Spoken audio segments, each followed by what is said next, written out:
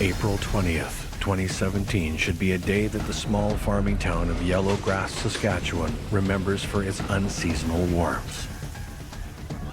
Instead, it's a day that shatters not only the community, but the lives of countless others when 33-year-old Abbie Speir is murdered.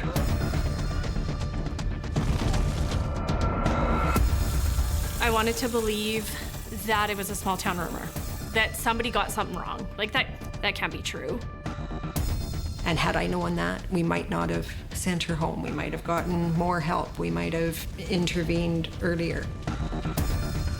What begins as a seemingly innocent house fire slowly reveals a horrifying secret that leaves 3 children without their mother, and a quiet town asking themselves how well they really know their neighbors. I grieve those 2 weeks that I didn't have to say more things that I would have said.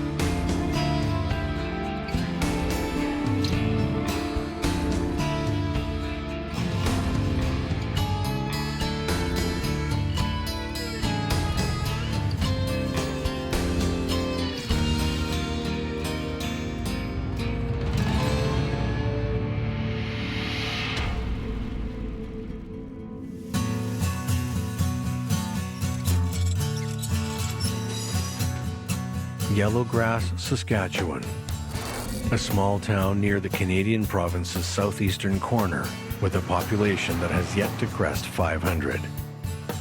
Agriculture drives the blink or you'll miss it community, and those who call it home wouldn't have it any other way.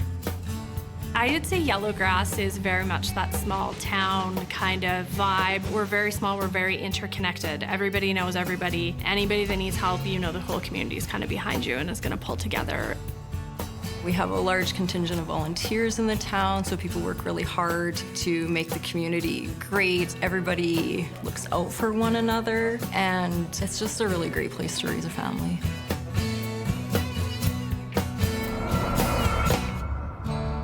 That's exactly what the 33-year-old Abbie Speir is looking for, a warm and welcoming place to raise her family. A recent transplant to the community, Yellowgrass is quick to accept her, her children, and her common-law partner, Kevin Okafor, as one of their own. With Kevin working out of town, Abbie often finds herself on her own looking after her young children. Balancing her own career and her family life doesn't seem to take a toll on Abbie. Those who know her could always count on her quick-witted sense of humor.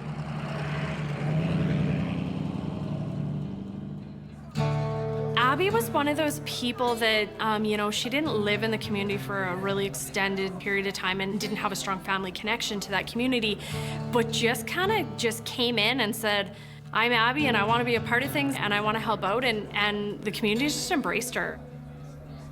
She was the type of community member that digs in, that volunteers, that laughs, the last one to leave to make sure everyone's taken care of and everything's cleaned up.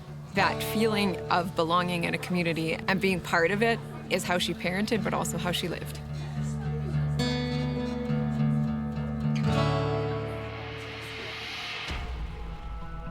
Her fearless attitude is no doubt harvested by her rural upbringing. Alongside her twin sister and 2 younger siblings, Abbie spends her youth conquering the small town of Elrose, Saskatchewan. Growing up on a farm in rural Saskatchewan, there was just tons of things to play. So we got busy playing outside, making forts, jumping on the trampoline. My one sister and I were big readers, and Abbie and Joel were big into playing farm and adventure and all kinds of games. When we were small, it was easy to play together, and then we would poke fun at the differences, right? Like Abbie knew how to get places, and my nose was stuck in a book. Very capable, awesome piano player, took part in lots of 4-H activities, skating, grew up doing all of those things and was very capable of them, and maintained her social life as well. Always involved with lots of activities and stuff.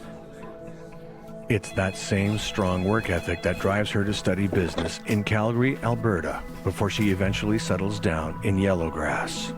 She takes a job in the nearby town of Weyburn, about 20 minutes south, in the scheduling office for the province's Southeastern Health District. Her co-workers describe her just as her friends do, hardworking, opinionated, and hilarious. Abbie was funny, vibrant, vivacious, kind of one of those larger-than-life people that everybody really liked to be around. One of those people who kind of wouldn't take crap from anybody, but she was funny about it. She could dish it out and she could take it. It was always a riot to spend any time with Abbie. Her energy was so much fun that everybody wanted to be around her. She attracted a crowd of people everywhere, and then particular friendships and relationships. One of the dynamics of our teenage years was that Abbie would get into trouble, and then she'd tell me not to tell, or like negotiate with me on how to figure out our parents at home, right? She was full of life and spunk from day one. So vibrant and full of energy. Hardworking, she was highly social. It got her in lots of hot water, especially in her teenage years. She didn't depend on anybody to fight her battles, and she had strong opinions. But for the most part, Abbie had a huge heart.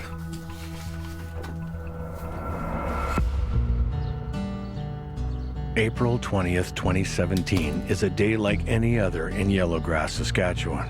The residents of this sleepy prairie town wake up with their alarms and tackle another beautiful spring day, be it in the fields, tending to crops, or at their office jobs in nearby communities. That day, when Abbie returns home from work, she makes supper and feeds the children, then takes them out to their favorite place before bed, the park. While the kids busy themselves with their friends, Abbie laughs alongside her neighbors with the same vivacious, bold Abbie energy that everyone has come to love. However, little do they know, this is the last time anyone will see Abbie Speir alive. With her partner out of town for his own work, all the household responsibilities fall onto Abbie's shoulders. And that evening, after tucking her daughters into their beds, Abbie tends to the house, preparing for another busy day, balancing her work life with her home life.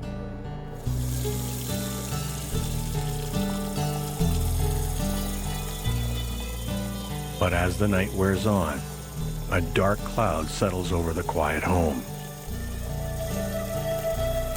One that brings about the beginning of the end.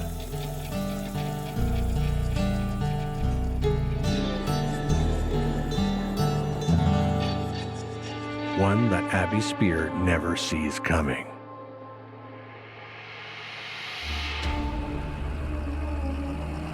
Moments later, a neighbor out for a late-night stroll comes home to find a scene she can't quite understand, even as it unfolds in front of her very eyes.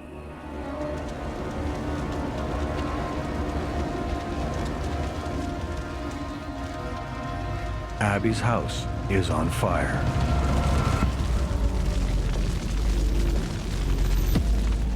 Soon, surrounding neighbors spill out from their homes, taking in the horrific sight before them.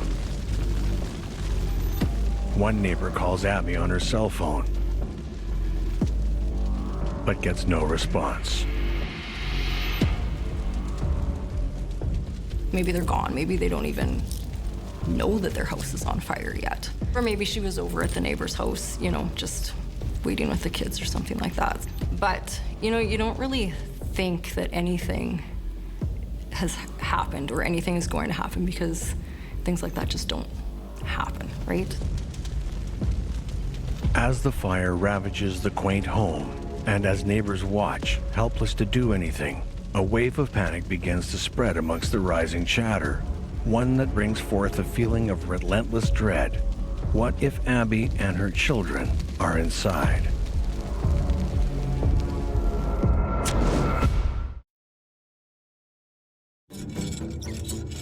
Yellowgrass, Saskatchewan, a bustling farm town where approximately 480 souls call home. A trip down Yellowgrass's streets showcase the ever-present pride that the townsfolk have in their community. I think for the most part, people move into town and there's lots of things for young families to do. So whether they're joining the library or, joining baseball or hockey, there are community things happening. It's a place where everyone knows their neighbors, where no one locks their doors, and where murders aren't supposed to happen. Often we would see the report of a crime on the news and, most people would discount it not really having any relationship to either of the parties. When we look at a small community, percentage-wise, the number of people that are affected by a homicide, it goes up exponentially. The number of people that know both the victim and the potential perpetrator is enormous. So the impact that has on a small community is vast. 33-year-old mother of three, Abbie Speir lives in the quaint community with her 2 children and common-law partner, Kevin, who works out of town. We didn't see Abbie and Kevin together very often. Kevin worked away quite a bit, so usually it was just Abbie and the kids.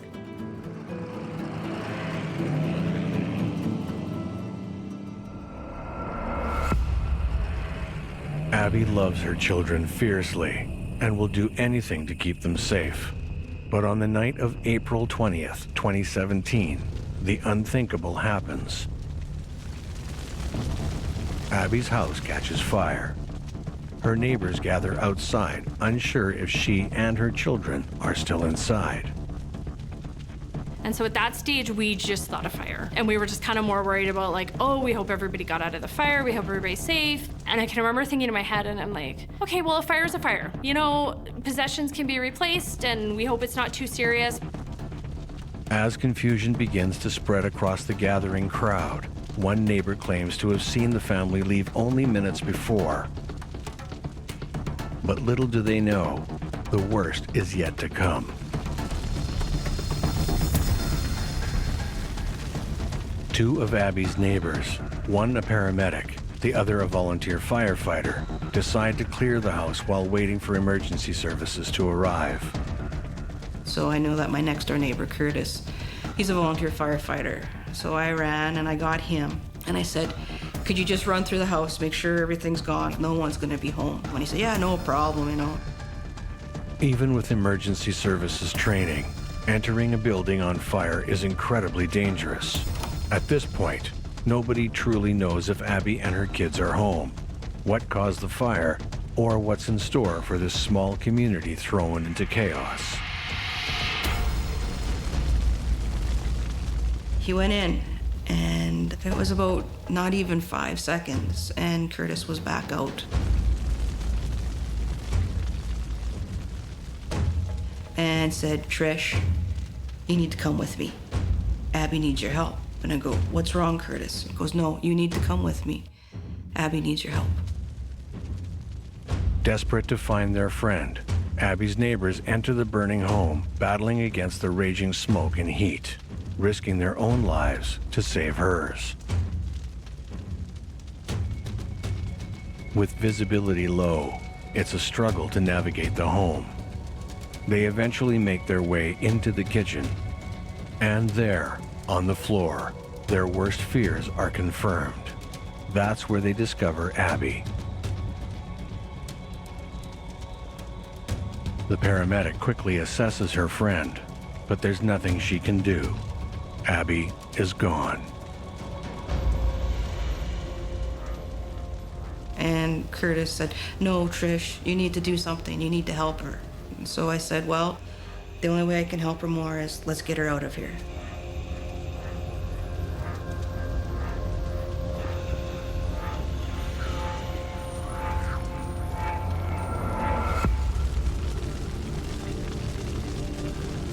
The small crowd of neighbors who have gathered to watch the burning house watch in a stunned horror as Abbie's lifeless body is pulled from her burning home.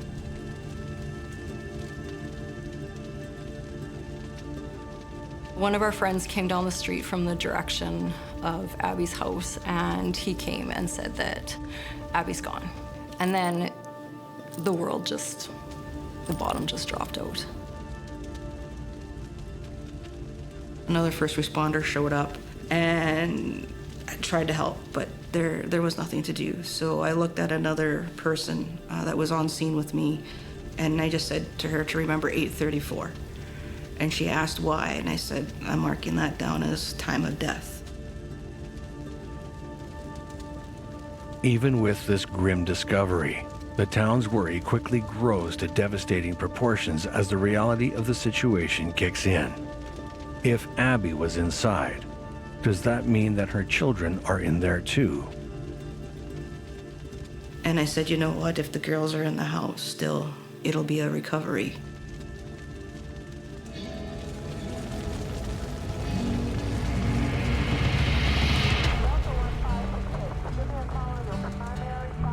Minutes after the fire began, emergency personnel arrive and get the flames under control.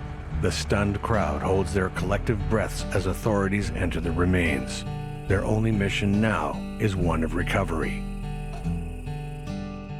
And that was our biggest thing, is automatically we went to the kids and trying to confirm that they were safe, because at that point we knew Abbie wasn't. After a thorough search, emergency personnel revealed to the anxious crowd that the children are not inside, a feeling that offers both utter relief and total dismay. A neighbor gives police a photo of Abbie's children to help with the search.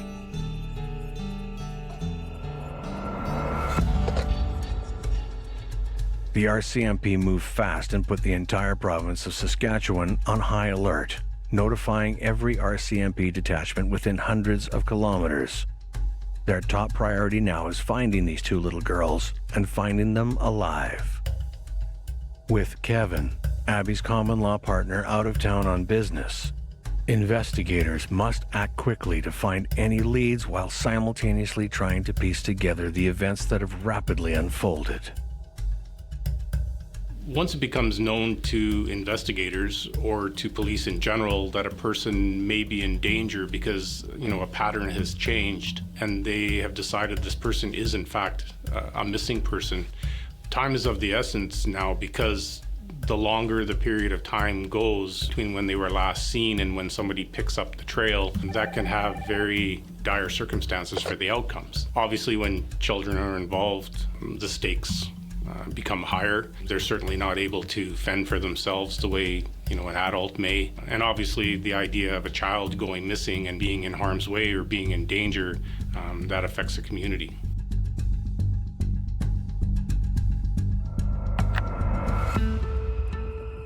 Time stops in the small town of Yellowgrass as the community awaits the fate of two innocent children. It was complete shock. We didn't know her family. We didn't know how to get a hold of anybody. The girls were missing, so we weren't sure where they were. And we were checking the news, and we had the TV on. And my sister-in-law, who's a paramedic, she was texting people who she knows, paramedics in Regina, and city police. Has anybody heard anything? Do you guys know anything? So we sat there and we waited and waited. Hours pass without any updates. Everyone begins to accept that the worst has happened. Until...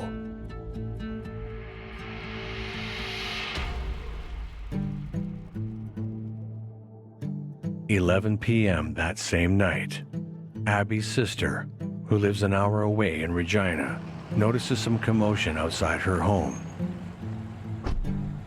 I was home with the baby.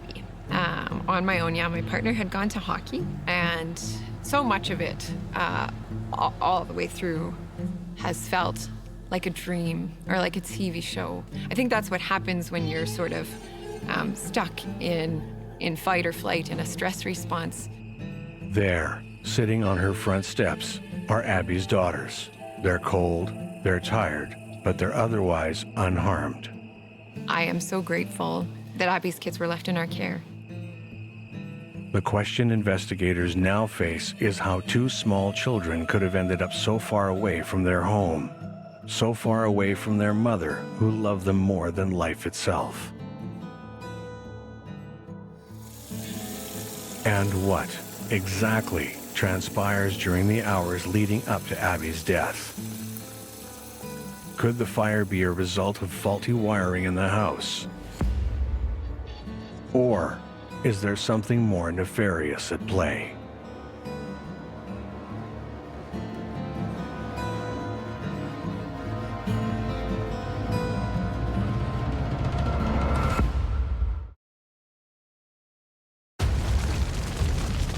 Upon the discovery that Abbie Speir's two daughters are missing from their Yellow Grass, Saskatchewan home, a desperate province-wide search for the girls begins.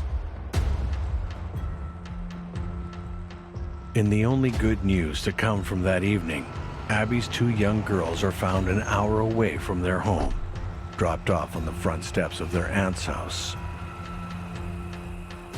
With authorities and townsfolk breathing a collective sigh of relief, the investigation now goes back to where it all began. Is Abbie Speir's death an accident? Or is it a result of foul play?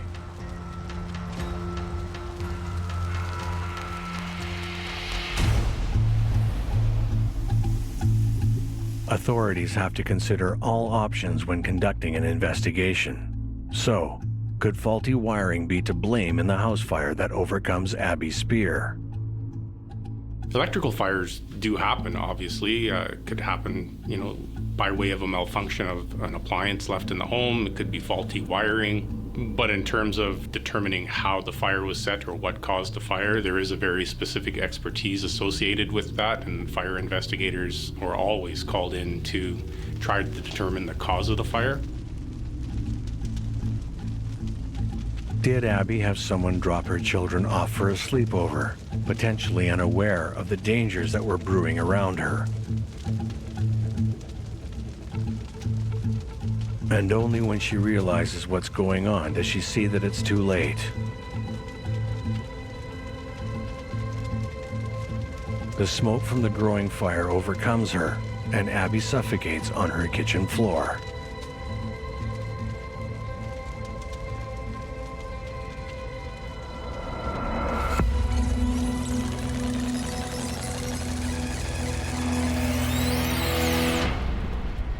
Or is the truth of that fateful night more devastating than anyone can imagine? What if the fire is not electrical at all? What if someone sets it intentionally?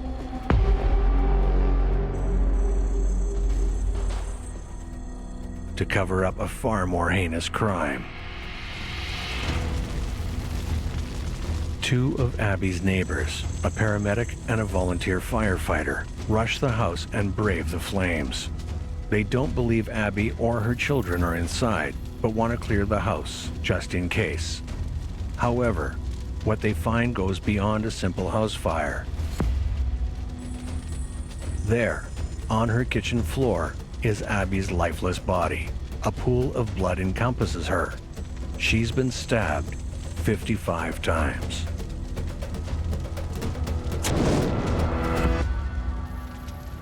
Faulty wiring is not to blame. Neither is arson. Abbie Speir has been murdered in cold blood. Her life taken from her in the place she calls home, in the place she's meant to feel safe, in the place where she's raising her family. As the town of Yellow Grass and Abbie's family grapple with the horrifying news, suspicions of who the murderer could be begin to spread. And the same person seems to be on everyone's mind. We didn't see Abbie and Kevin together very often. Kevin worked away quite a bit, so usually it was just Abbie and the kids. So I didn't really have a lot of opportunity to witness the dynamic between the two of them. Sometimes in these situations where we can say in hindsight, oh yeah, I can see that, but in this situation, no idea. Had no idea. I don't think I wanted to believe it. I wanted to believe that it was a small town rumor, that somebody got something wrong. Like that can't be true. We live in a small community that's so close and so tight-knit. So at that stage, you're just in shock.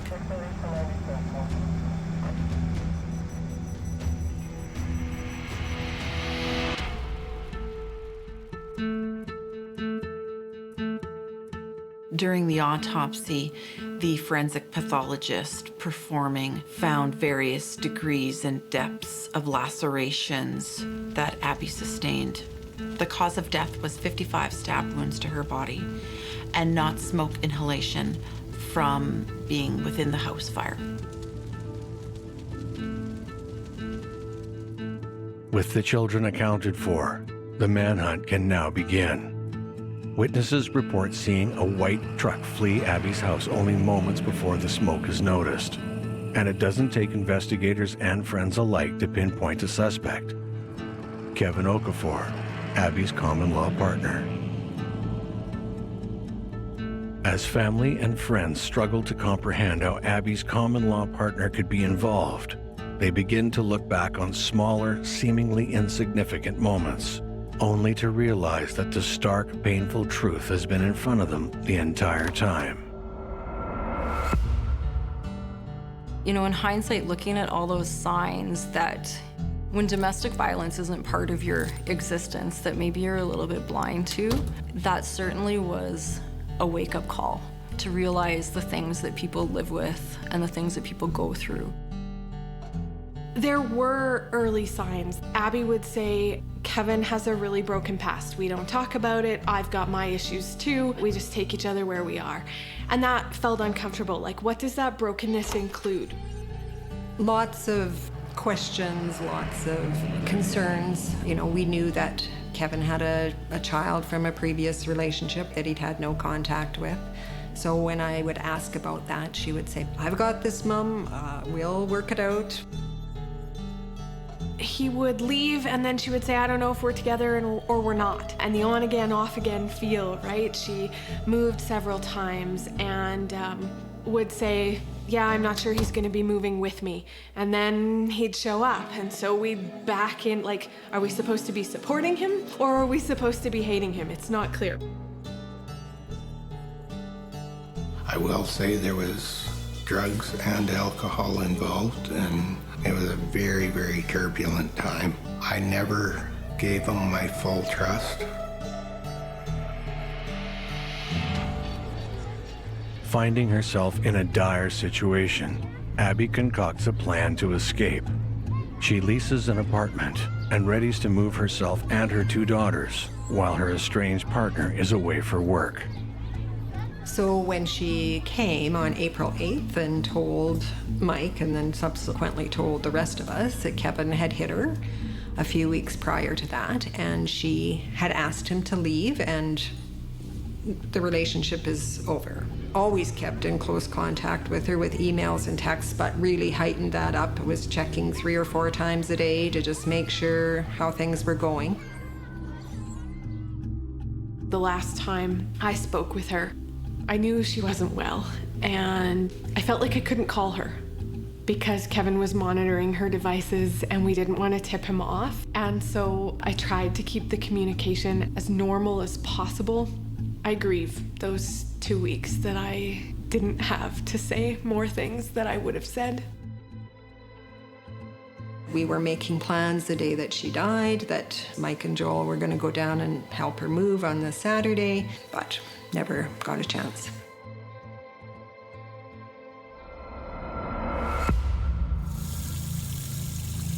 Murder never entered my head. You're naive to that? I don't know. Maybe Abbie did a really good job of covering that up too. I have a text from her on the Tuesday night, which was 2 nights before she died, that she says, I'm not afraid of violence. I just don't think he's ever gonna leave. I remember saying to my brother, like, I'm just terrified that he's gonna hurt her before we get there. And then we both were like, but that's not really gonna happen, right? Like, we would talk ourselves down from that ledge of fear. We'd had 2 or 3 conversations that day. My guts were in a turmoil. And when I hung up with her the last time, that would have been between 3 and 4 in the afternoon. I left work and told them I didn't know when I'd be back, and I drove to Saskatoon, and my intention was to drive straight to Yellowgrass. I had a lot of things going through my mind, and none of them were good. I had a gut feeling this is where it was going. I stopped at home here twice between here and Battleford. I just about had to stop and be sick on the road. It was that bad. For women in particular, they're 8 times more likely to be the victim of a homicide by their spouse or intimate partner. In general, however, 90%, if not more, homicides are committed by somebody known to the victim. Victims, on average, will try to leave 7 times. Once they've told the perpetrator that the relationship is over is the most dangerous time for them. And had I known that, we might not have sent her home. We might have gotten more help. We might have, intervened earlier.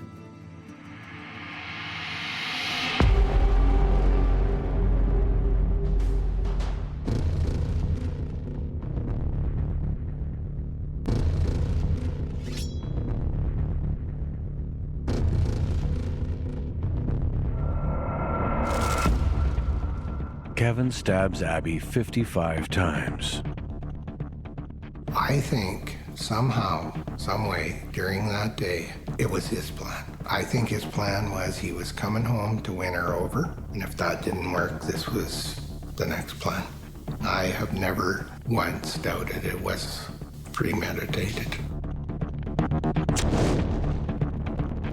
He then goes into the basement and starts the fire, assuming that the flames will cover up what he's done, but not before moving Abbie's 2 sleeping daughters into his truck. He apparently was supposed to be in BC. They had thought he was gone. So when he was back, then we kind of were talking like, what's happening? But we knew that it was him, like, wouldn't have been a robbery gone wrong or anything like that in our sleepy little town. Kevin sets the fire and speeds away from the house, leaving Abbie's body to burn. He drives to Abbie's sister's house in Regina, where he leaves the children on the front steps unharmed.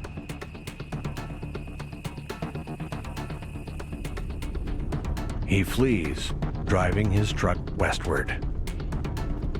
But the damage has already been done, and the Royal Canadian Mounted Police are out looking for him. And they won't stop until they find him.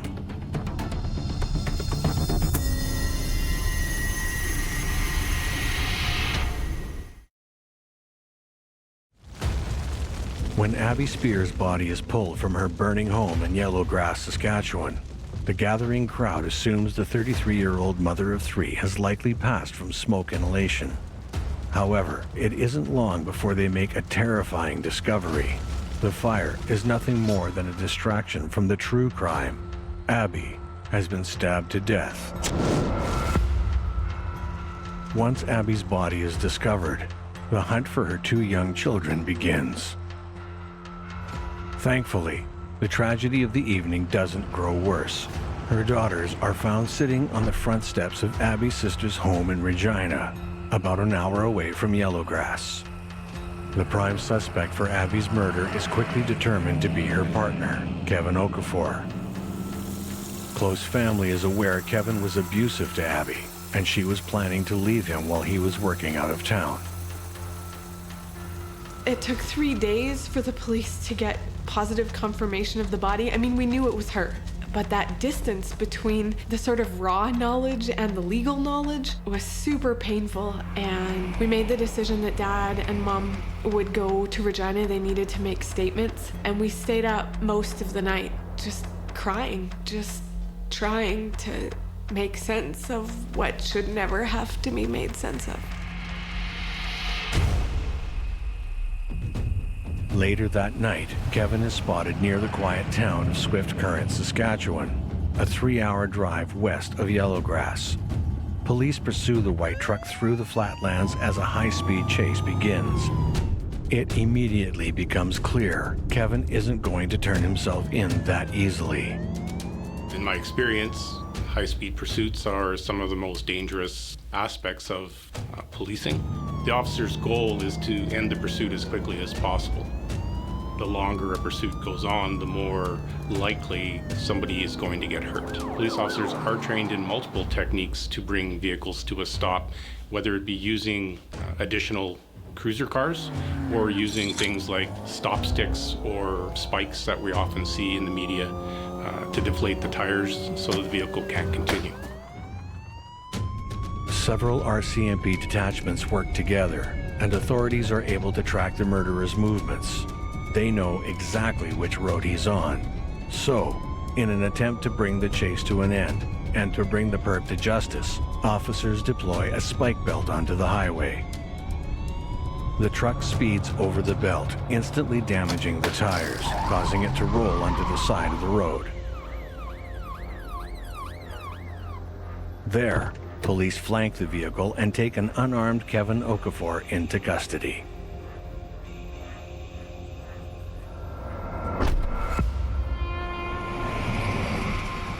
Almost 3 years after her death, the pre-trial for Abbie Speir's murderer begins, with some family and friends in attendance. It's an unbelievable emotional experience to sit in a room with someone who has killed your daughter. And he can sit there and he looks just like you and me. He looks just like he did when he sat in that chair when he used to come to my house. And yet he has pulled this horrific crime that has thrown our family into total chaos. I just like to emphasize the emotional and psychological strain of our judicial system as well. We went through numerous delays, cancellations. The length of time that things dragged out before we had that pre-trial, it just felt like it wasn't put to bed, and it's like we couldn't really fully put Abbie to rest until that was done and justice was served, because there was always that thing in the back of your mind of, what if he gets away with it?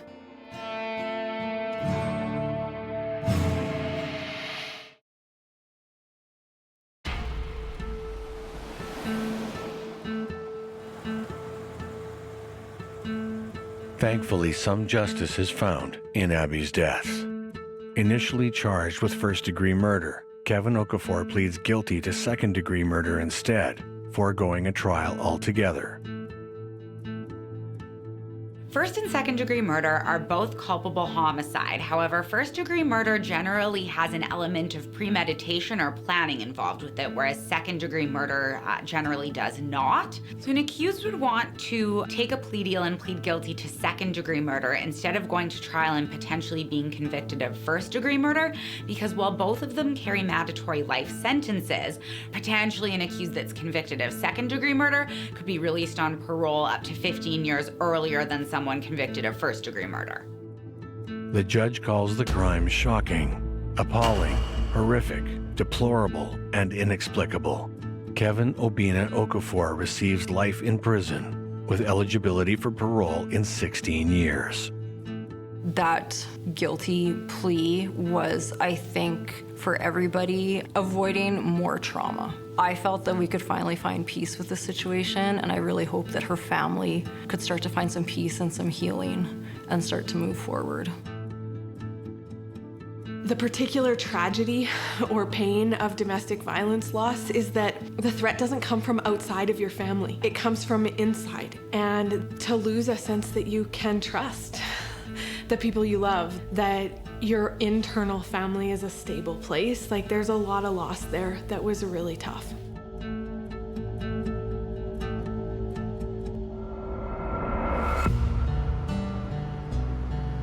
Days after the pretrial wraps, the province of Saskatchewan enacts the Interpersonal Violence Disclosure Protocol, known as Clare's Law, which allows police to inform an individual at risk about the violent past of an intimate partner. Because of the new law, Abbie's family and friends discover that Kevin has a previous domestic assault charge from 2011. Whether or not this law could have helped Abbie, no one will ever know.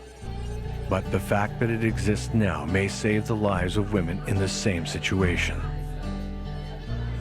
Advocating for rights of women in domestic violence and awareness to the general public for the signs and the responsibilities when you see the signs to speak up. These women, like Abbie, are reaching out. They can't really say it, but it's everybody's responsibility in the workplace to recognize these signs and get involved. The only person that could prevent Abbie from dying that night was Kevin. Instead of asking why she didn't leave, we need to ask, why did Kevin do that? Kevin and Kevin alone is responsible for her death. What are we doing as a society to stop this epidemic of men, and women in some cases, who seem not to be able to find ways to solve their problems without controlling, emotionally, physically, sexually violating their partners? It's so strange to me that there are almost no recovery programs for violators and offenders. Because as long as we talk about this as a women's issue, all we're gonna do is drag bodies out of houses.